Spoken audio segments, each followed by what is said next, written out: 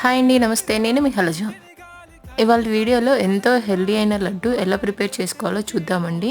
దానికోసం కళాయి తీసుకొని డ్రై కోకోనట్ ఉంటుంది కదా, దాన్ని చిన్న చిన్న ముక్కలుగా కట్ చేసి వేయించుకోవాలండి. ఆ వేగిన తర్వాత పక్కన ఉంచుకోవాలి.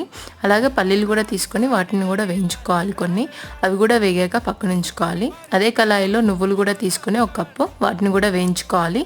లో ఫ్లేమ్లో పెట్టి వేయించుకోవాలండి వీటన్నిటిని. అవి వేగిన తర్వాత వాటిని చల్లార్చుకోవాలి.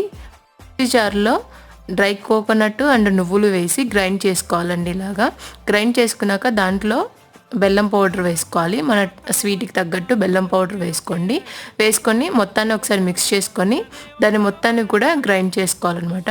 గ్రైండ్ చేసుకున్నాక ఒక కళాయిలో మొత్తం ఇదన్నీ వేసుకోవాలండి. ఆ పిండి మొత్తం వేసుకోవాలి. పల్లీల పైన పొట్టంతా తీసేసి చిన్న చిన్న ముక్కలుగా చేసేసి దాంట్లో వేసేసుకోవాలి. దాంట్లోనే వేయించిన నువ్వులు కూడా వేసుకొని ఇట్లా లడ్డులా చేసుకోవడమే అండి. ఎంతో హెల్దీ